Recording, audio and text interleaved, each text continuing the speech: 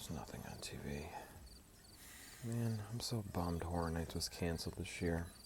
I really wanted to go. Oh, it would be cool if Jack came here. Do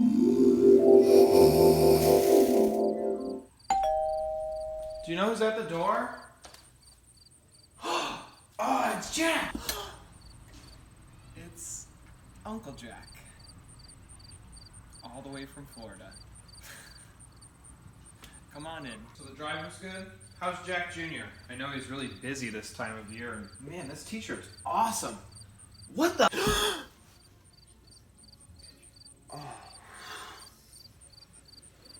Oh, it's just a dream. What the?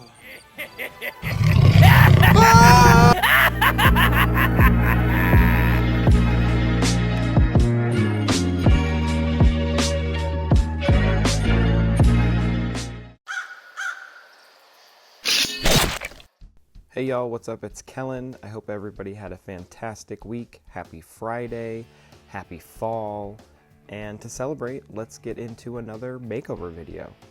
Now, as you can tell from the thumbnail, this week we are going to be taking Uncle Charlie to Uncle Jack. This is a character I've always wanted to try and recreate, and it was super fun. So let's get started. Now, to start off, I'm just using the original black pants to help create a pattern on an old sheet that I had. I need to make 4 pieces. You'll see that I'm marking front and back. To be honest, it's the exact same pattern that I'm using. This person, this prop doesn't have a butt or anything like that, so I really don't have to make allowances. It just needs to be like a bed pants pattern. I'm cutting out 4 pieces, sewing them back to back. Originally, I was going to paint the original pants of Uncle Charlie, but painting black pants white would take forever and it just wouldn't look right, and it's just easier to do it this way. Now that I have all my pieces pinned together, I'm going to go through and start by stitching the outer seams. Obviously with this I'm going to sew it inside out first and then attach the crotch pieces together before I sew a lip in the waistband and pop in some elastic. I love sewing. I don't know what it is about it. It's probably from when I was in college and did theater, and the costume shop was always just kind of a sacred, peaceful place for me where I could just put my head down and create. And I always love to pull the sewing machine out and just kind of make stuff. And there's our dog popping in to help me out. Now moving on to making the wrist cuffs. I wanted to make these removable so it was easy to store and I could adjust them on the wrist since the jacket was a little short for the prop arms. The cuff I got from another prop, just velcros around your wrist, and I'm really using it as a pattern. The white material is a 2mm thick EVA foam. It's just going to add some structure and rigidity to the cuffs because the black fabric is quite flexible and has no structure to it. I also left a seam allowance around the outside so I could fold the black fabric over the white foam and then stitch it into place. I'm just stitching around all the edges, and that extra piece you're seeing hanging off the lower, smaller edge is to tuck it into the cuff so you don't see the hands or where they attach. I'm also going through and stitching on some Velcro to the inside and outside. That way I can attach the cuffs to the wrist and they're removable. The gold buttons I just snipped off the jacket. I'm just placing the buttons with a hot glue gun, and I'm doing them opposite so they look like cuffs and part of the jacket. And now very quickly I'm just adding some of that black fabric to the collar. I hot glued it into place, trimmed all the edges, and I'm also hot gluing the interior part of the jacket in place so it doesn't flip open. I'm now going around the edges of the collar just to stitch the fabric in place. I want to make sure that this area is fairly secure since the prop features a head turning movement, and I know that area rubs against the mask, and I just don't want this piece of fabric to fall off. Once I'm finished stitching it all around the edges, I'm then going to go back in and attach some gold buttons that I removed from the collar originally with hot glue. Lots of costume work on this project. Now moving on to making some of the polka dots for the pants. I think they used an actual colored metallic fabric, but I had metallic fabric that was really lightweight, so I just went through and airbrushed the pink, yellow, and blue colors. I'm now going through with a hot glue gun and laying out my pattern before attaching it. You could pin and stitch these on if you wanted to, but I find hot glue works fine. Now moving on to another accessory. I couldn't find the exact belt that I wanted, but I could find one that had the buckle And then I found another one that was very flexible and lightweight that was the right length at the thrift store. So I'm just cutting them apart. You'll see I'm using my leather roughing tool just to scuff up the belt so it doesn't look so neat. And then I'm wiping it down with alcohol before I went outside and spray painted it flat black. I'm now just going through and poking a hole in the belt and hot gluing the buckle back together. And this is going to be my belt for the costume. If you can't find it, just make it. And now my favorite part, painting the head. I'm going through and taping off his eyes and mouth first. After that, I wiped the mask down with some rubbing alcohol and started painting it white. I'm using a latex mask paint. This mask is latex and it needs to be flexible and stretch if you don't want the paint to crack. So use a latex paint on latex masks. Now I'm moving on to the candy bucket as well as the lollipop. I ran out of the hammered spray paint halfway through, so I used a metallic spray paint on the top of the bucket and I think it worked out just fine. I'm also basing out the lollipop in a white spray paint so I can hydro dip it next. This was honestly just an excuse to try hydro dipping, but basically you have a bucket of water that you fill with layers of spray paint before dipping an item into it to transfer that paint onto the object.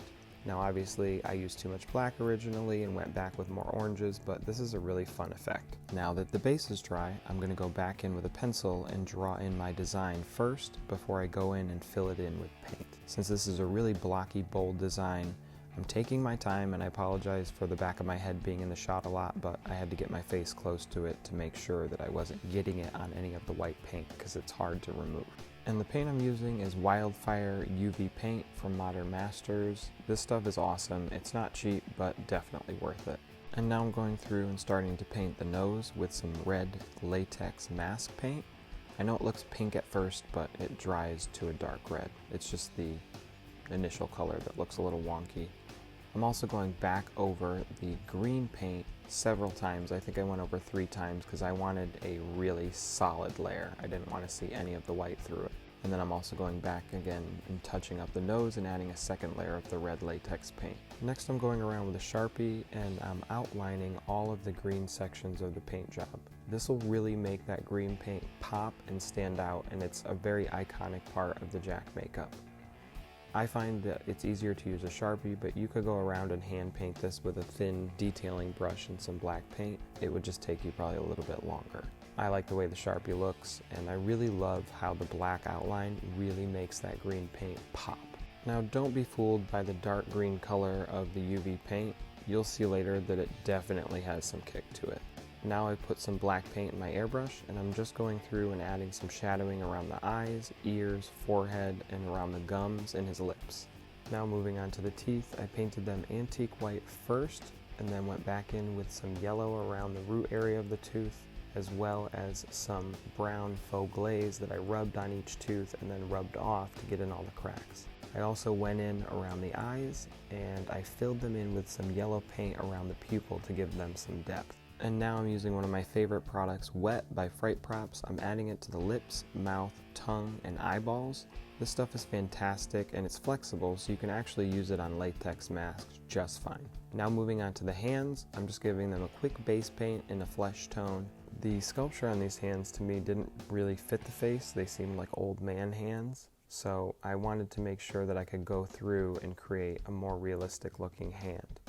I'm adding some ivory to the nails and then some yellow and some dirt. And now I put some black paint in my airbrush just to go through and enhance all the shadows in between the fingers, around each nail, and just make the hands look a little more creepy. I then went through with a brown faux glaze, painted it on and rubbed it out just to add some texture. Moving on to the lollipop, I'm just spraying some black paint into the spiral to enhance it, as well as painting some cracks, and now I'm adding a very thick layer of wet on top to make it look like a shiny lollipop. Moving on to the bucket, I'm using my favorite rust-colored paint and a sponge to dabble some rusty texture around the lip and the handle. Around the bottom, I'm using some acrylic latex caulk in 2 colors, cedar tan and brown, to add some mud to the bottom of the bucket just to make it look a little grosser. I put some black paint in my airbrush and I'm just detailing under the rim, adding some drips and help break up that acrylic latex mud so it isn't so bright. And now I'm going through with some permablood and a really thick paintbrush, and I'm trying to make it look like somebody painted it with their finger. It's kind of see-through in the center of the letters, and I'm also dabbling some blood around the top edges before I just start flinging it everywhere and making a mess. Using 2-inch foam, I cut out a round insert and sanded the edges before painting it black so it sinks into the bucket. It's lightweight and it'll make the bucket look much fuller without having to put as much stuff in it. Now let's take a look at the mask since it's dry before we add some hair. This is the fun part. Now before we put this snazzy flaming wig on, I'm going to add some aluminum copper tubing to the top and sides of the head so I can pose the hair later. Since this isn't a real human head and the wig doesn't have to be worn, I can hot glue it and then I painted the wires orange. Before I put the wig on, I'm just adding some yellow synthetic hair to the sides and then threading it over the wires. Starting at the top, I'm working in sections and teasing from root to tip and spraying to hold it in place with got to be glued freeze hold spray. If you were born in the 80s and were a teenager in the 90s, then you are probably familiar with this product. It's amazing, and I'm pretty sure I snapped a lot of pieces and spikes off of my hair using this product. I'm working around the head, teasing all of the different sections of hair, and then pinning them with bobby pins around the wires that I placed earlier. I'm using hair clips to hold the pieces in place and continuously using the freeze hold spray. Now I know it looks crazy right now, but if you're a female that's watching this and have ever had their hair done for a wedding or a special event, you know the updos that last are the ones that have a good base structure to them. They will last forever if they have a good base structure, and they always start to smooth out towards the end. Now I'm just going through and smoothing out each section, pinning it in place with hair clips, and then doing a final freeze spray. I can tell you right now, this hair is not going anywhere. I'm posing the wires and then attaching the front edge and back edge with hot glue. Now, I changed up my design on the wig to have that center large horn, just to accommodate the fact that this face shape is a little more round than the original Jack, and I just thought it looked cooler. Sorry for the garage shots again, working around this Texas weather. So we're ditching the Ronald McDonald shoes for some cooler knee-high combat boots. I just drilled some holes in the bottom before threading them over the poles and then putting the pants on. Now I'm just getting everything attached before I go through and start adding all the little pieces and attachments that I need. I'm going through and just cutting the jacket a bit more, as well as attaching the lollipop and the epaulets on the shoulders. I'm also adding some Velcro on the inside of the jacket to hold the original shirt. And also, since the shirt will be tucked in, I added some Velcro on the inside to hold it to the pants. That way when he twists, it doesn't come apart. I'm also adding some tape down the center. I added some foam buttons, and the tape is going to help me when I shade to make it look like there's a button-up shirt underneath it without actually having two pieces of fabric. I started off by detailing my jacket with the airbrush and some black paint. I can just get in closer and add all the little areas around the collar that I wanted before moving on to some spray paint. I started with yellow spray paint around the collar and around the waist to simulate sweat, and then moved on to some black spray paint just to detail the edges of the jacket and add something to the pants. I really wanted contrast between the pants and the shirt as well as the jacket. I'm moving on to the boots, and I'm just adding some acrylic latex caulk to add some mud before moving on to the candy bucket. I'm just hot gluing empty candy wrappers into the bucket to make it look like it's full, and no, I had nothing to do with eating all of the candy to provide the wrappers for this project. And finally, adding some blood spatter to the candy wrapper and his pants, popping his head back on, and this guy is ready to star in some nightmares. And here's the results of this week's makeover, turning Uncle Charlie into Uncle Jack. I did not think I was going to have this much fun working on my first clown prop ever. We really don't have clowns in our theme, so I don't have much opportunity to work on them, but it was definitely a challenge. And Jack the Clown from Halloween Horror Nights is absolutely one of my favorite characters. He is probably one of my most favorite clown characters because I don't have many of them. And this was really a fun concept to work with. So thank you so much to the amazing Universal team, all of the designers, and for all the iterations of Jack the Clown. He is truly a horror icon, and it was so much fun to work with this concept and kind of make it our own and turn it into our own Uncle Jack. Thank you guys so much for watching and for the overwhelming support. We are still a little bit shell-shocked. I can't believe there's over 9,000 of you now, and we appreciate every one of you, so thank you so much. Now, if you enjoyed this video, do us a huge favor and smack that like button below right in the face. It helps us out as a channel and definitely lets us know that you enjoy the videos that we're creating, and we appreciate that so much. If you're interested in future prop makeovers or other Halloween prop builds or our yard haunt, be sure to hit the subscribe button, that way you don't miss out on any of our posts and previews on future prop builds. Now remember, if you create it, they will come. Let's check out the new Uncle Charlie.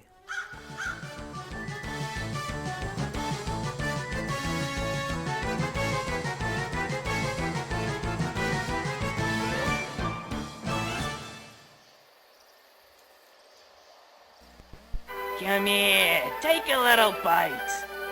You know you want to.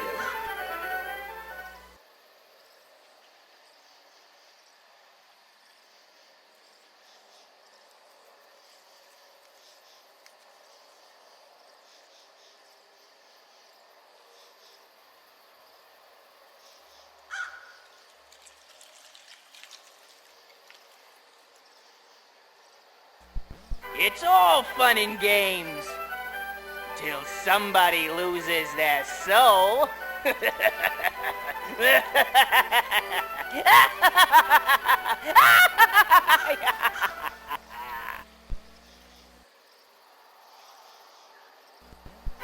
Want a little candy? Come on, I won't hurt you much.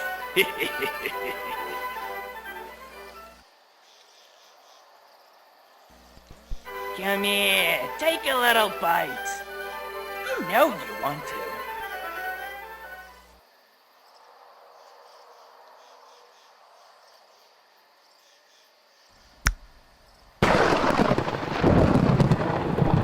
Step right up. The voice to live an hour inside wins a prize.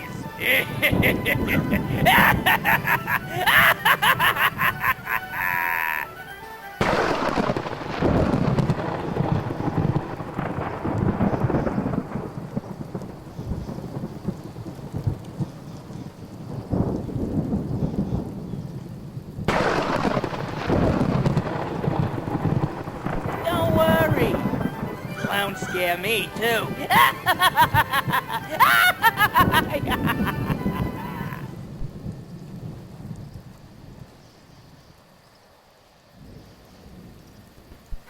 Step right up. The voice to live an hour inside wins a prize.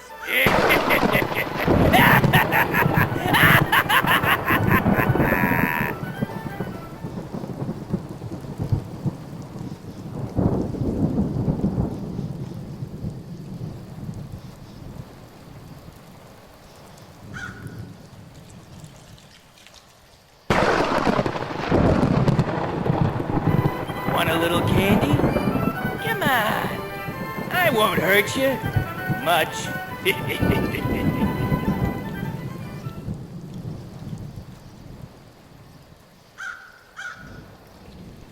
Come here, take a little bite. You know you want to.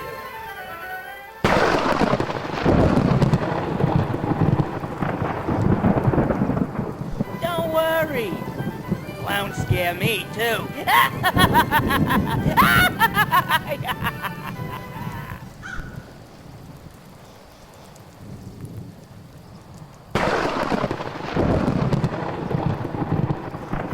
Step right up. The voice to live an hour inside wins a prize.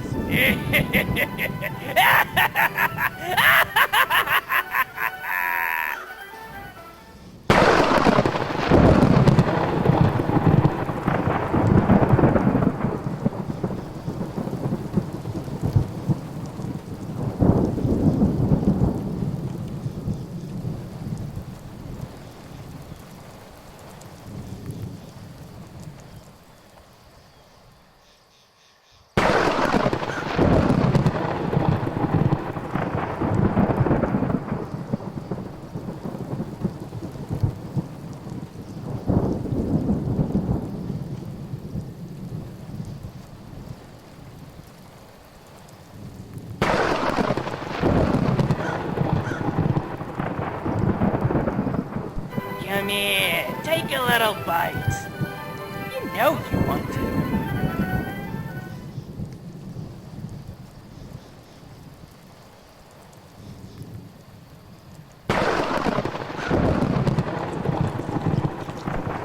It's all fun and games.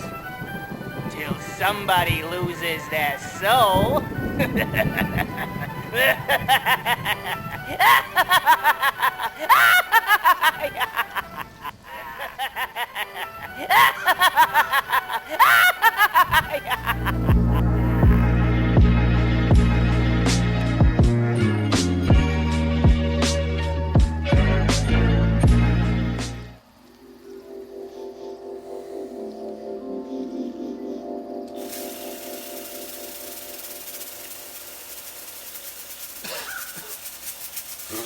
Stop.